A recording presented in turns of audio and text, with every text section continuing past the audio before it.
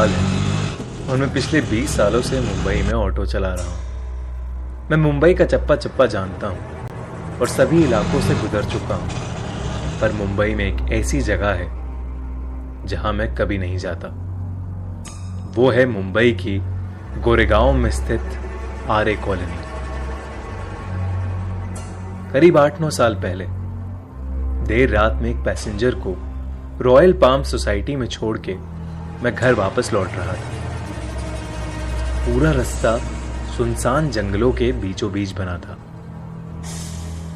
उस दिन हवा बहुत जोरों से चल रही थी और हल्की हल्की ठंड भी।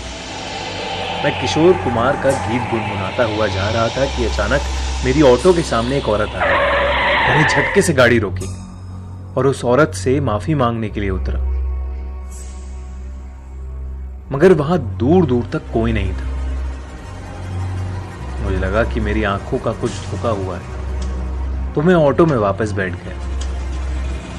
जैसे ही मैंने ऑटो स्टार्ट करी, एक बूढ़ी सी औरत मेरे बगल में आके खड़ी हो गई और उसने मुझसे कहा, थोड़ा आगे तक चलोगे?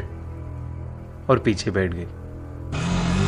उस औरत ने फटे पुराने कपड़े पहन रखे थे और एकदम मिट्टी में लिपटी हुई थी। उसका चेहरा उसके बिखरे बालों से छुपा सा हुआ। मुझे थोड़ा अजीब सा लग रहा था कि रात के 3 बजे इस बूढ़ी औरत को कहां जाना है। मैंने उससे पूछा, मैडम कहां जाना है आपको? उसने जवाब में कहा, आगे एक शमशान है, बस वहां तक।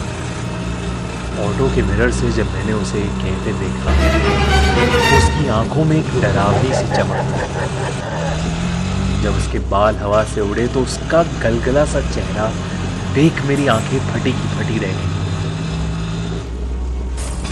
मेरे पूरे शरीर के रोंगटे खड़े हो गए और तब मुझे सूझा कि शायद मेरे पीछे जो औरत बैठी है वो एक चुड़ैल है।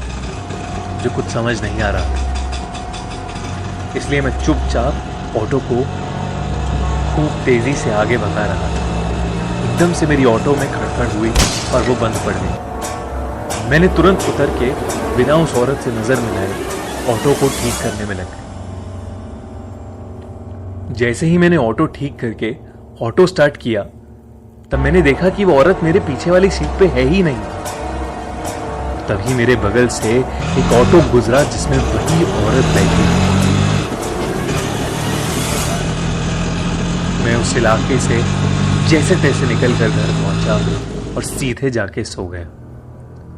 अगले दिन मुझे मालूम हुआ कि उस इलाके में एक ऑटो का एक्सीडेंट हुआ है और ऑटो ड्राइवर की उसी समय डेथ हो गई। और सबसे चौंका देने वाली बात यह थी कि वो वही ऑटो था जिसमें वो बूढ़ी औरत बैठ के निकली थी। इस किस्से के बाद मैंने कई कहानियां सुनी कि आरे कॉलोनी में ऐसी सफेद साड़ी वाली एक बूढ़ी सी चुड़ैल रहती है।